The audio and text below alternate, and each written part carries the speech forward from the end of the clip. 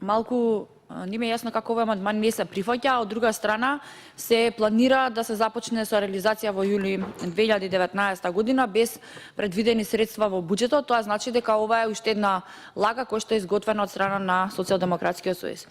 Имено би сакала да потсетам дека во октомври 2016 година за време на предизборната кампања лидерот на Социјалдемократскиот сојуз, тогашен а сегашен премиер Зоран Заев, при посетата на Валандово за време на одржувањето на предизборната кампања ја промовира оваа мерка за поврат на 15% на ДДВ.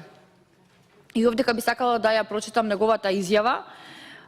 Вели дека една од најважните мерки која што веднаш после 11 декември ќе биде донесена од страна на собранието и имплементирана од страна на владата, ќе биде враќање на 15% од данокот на додадена вредност.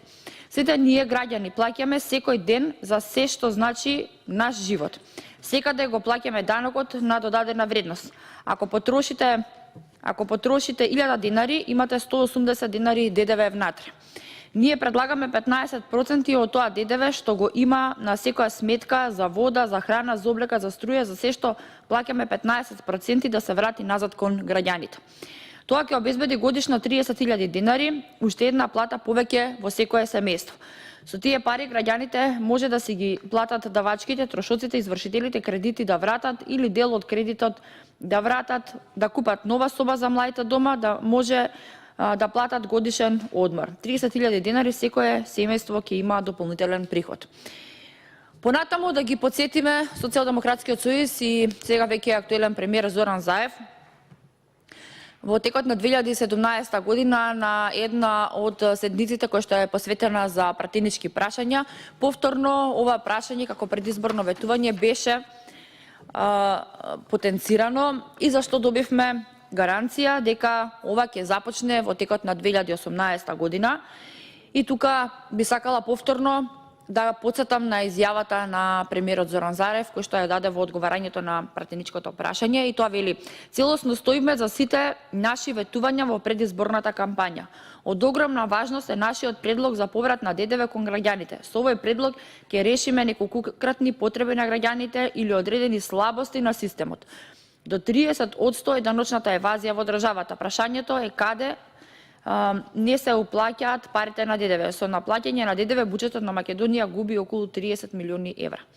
Притоа тој појасни дека за да се воведе оваа новина, системот бара соодветни административни подготовки. И понатаму тој вели дека е планот во 2018 година во два региона со УЈП да се спроведе диалог и да ги слушнеме граѓаните по однос на овој предлог. Сега сме веќе декември 2018 година и оваа мерка која што е предвидена се уште никако да започне.